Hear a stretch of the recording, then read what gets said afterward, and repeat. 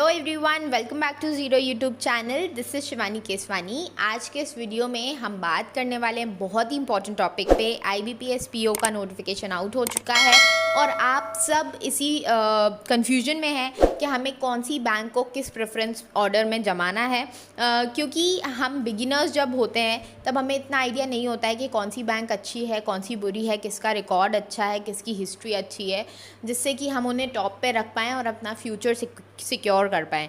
आजकल प्राइवेटाइजेशन का इतना ज़्यादा न्यूज़ चल रहा है कि हम सोचते हैं कि यार हम जिस बैंक में जाएंगे तो वो प्राइवेट ना हो जाए, बट हमारा फ्यूचर थोड़ा सा है अनसर्टन।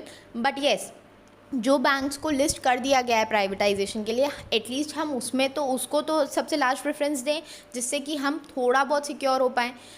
तो मैं आपको पूरा एक ऑर्डर बता दूंगी जिसमें आपको सारी बैंक्स को जमाना है। आप चाहें तो लिख लें उसे, क्योंकि अगर आपने कोई भी गलती की, ऐसी किसी भी बैंक को आपने ऐसे ही टॉप पे रख दिया तो आप बहुत ज़्यादा पछताएंगे बाद में। आपका एग्ज़ाम निकल जाएगा बट आप बाकी स्टूडेंट्स की तरह हैप्पी नहीं फील करेंगे। आप सोचेंगे कि मुझे फिर से एक अटेम्प्ट देना पड़ेगा क्योंकि यहाँ पे तो मेरा फ्यूचर ही सिक्योर नहीं है। जैसे कि मैं अपना एग्जाम्पल आपको दूं, लास्ट टाइम मैंने सेंट्रल बैंक ऑफ इंडिया को टॉप पे रख दिया था। उस टाइम पे ही एग्ज़ाम्स हो रहे थे, प्रीलिम्स हो चुका था। उसके बाद ये न्यूज़ आई थी कि सेंट्रल बैंक ऑफ इंडिया और कुछ और बैंक्स को प्राइवेट किया जाएगा। अब मुझे भी इतना आइडिया नहीं था, तो मैंने तो अपने मन से जमा दिया था, मुझे नहीं पता था। और तब तक तो मुझे सेंट्रल बैंक ऑफ इंडिया के बारे में भी नहीं पता था। मुझे लगा कि ये रिज़र्व बैंक को ही सेंट्रल बैंक बोलते हैं, तो मुझे लगा यार reserve bank of India private हो रही है, फिर हमारी बैंक्स का क्या फ्यूचर है। तो उस टाइम पे बिगिनर रहते हैं, हमें नई नॉलेज होता है। तो वो मेरा फर्स्ट अटैम्प्ट था। सेकेंड अटैम्प्ट में मैंने यूनियन बैंक को सेकेंड प्रायोरिटी पे रखा है, फर्स्ट पे मैंने पंजाब नेशनल बैंक को रखा था। तो अब मैं आपको एक प्रॉपर ऑर्डर बताने वाली हूँ जिसमें अगर आप अपने प्रेफरेंसेस को जमाते हैं तो आपको बेस्ट बैंक मिलती है। जिनको नहीं पता होता है, जो वीडियोस देख के नहीं फॉर्म भरते हैं, वो गलती करते हैं और फिर उन्हीं को वो बैंक्स मिलती हैं। तो आप टेंशन मत लीजिए, आप जिस ऑर्डर में जमाएंगे आपको फर्स्ट या सेकंड प्रेफरेंस में से ही बैंक मिल जाएगी। ठीक है, अब स्टार्ट करते हैं। तो आपको सबसे पहले बॉटम पे किसको रखना है वो मैं आपको बता देती हूँ। 4 बैंक्स के नाम चल रहे थे प्राइवेटाइजेशन के टाइम पे। पहला था आपका बैंक ऑफ इंडिया, फिर bank of Maharashtra, Indian overseas bank और आपका सेंट्रल बैंक ऑफ इंडिया। लेकिन अभी उनको भी शॉर्टलिस्ट करके 2 बैंक्स को कंफर्म कर दिया गया है प्राइवेटाइजेशन के लिए। वो है सेंट्रल बैंक ऑफ इंडिया और इंडियन ओवरसीज़ बैंक। तो इन दोनों को तो आपको एकदम बॉटम पे रखना है और उसके ऊपर आपको बैंक ऑफ महाराष्ट्र और बैंक ऑफ इंडिया को रखना है। तो ये चारों बैंक्स आपकी नीचे पहुँच जाएंगी।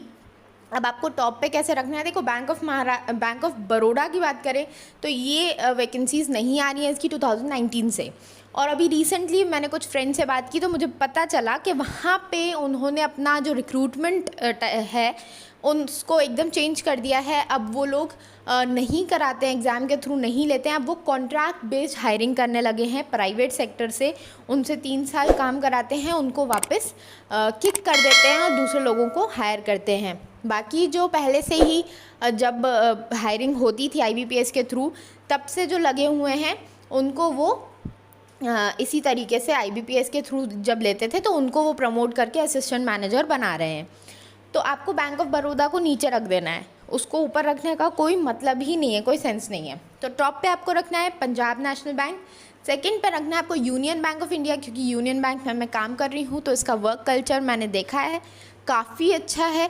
बहुत अच्छा स्टाफ है, बहुत अच्छा HR है, बहुत अच्छा पूरा बैंक है। मैं कहूँगी कल्चर इज़ वेरी ब्यूटीफुल। तो आपको यूनियन बैंक ऑफ इंडिया को सेकंड पे रखना है। थर्ड पे आपको रखना है कैनरा बैंक को, कैनरा बैंक भी काफ़ी अच्छा है। फोर्थ पे आपको रखना है इंडियन बैंक को। फिर आपको पंजाब एंड सिंध बैंक को रखना है। यूको बैंक की भी काफ़ी न्यूज़ आती रहती है, लॉस में चलती रहती है, अभी रिकवर हुई है, तो यूको को भी आपको थोड़ा सा नीचे ही रखो, आप तो सेफ़ रहोगे। बाकी सारी बैंक्स मैंने आपको बताई दी बॉटम पे रखने के लिए। तो इस तरीके से आपको बैंक्स को क्लब कर देना है। बैंक ऑफ बड़ौदा को इसके बाद रख देना और फिर बॉटम वाली बैंक्स को रख देना। इससे क्या होगा कि आप जब भी एग्ज़ाम निकालोगे तो आपको टॉप 3 में से ही कोई ना कोई बैंक मिल जाएगी। तो टेंशन नहीं लेना है आपको, बढ़िया बैंक आपको मिलेगी, आपका फ्यूचर सिक्योर है।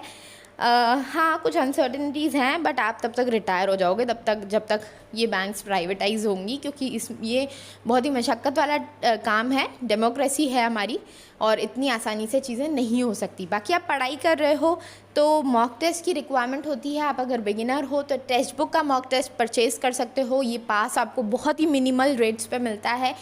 प्लस आपको इतने सारे क्वेश्चंस मिलते हैं, आपको प्रैक्टिस क्वेश्चंस मिलते हैं हज़ारों की तादाद में। आपको साथ ही साथ जो आपके सेक्शन वाइज क्वेश्चंस होते हैं, चैप्टर वाइज क्वेश्चंस होते हैं, फुल लेंथ मॉक टेस्ट होते हैं, प्रीवियस ईयर क्वेश्चन पेपर्स होते हैं।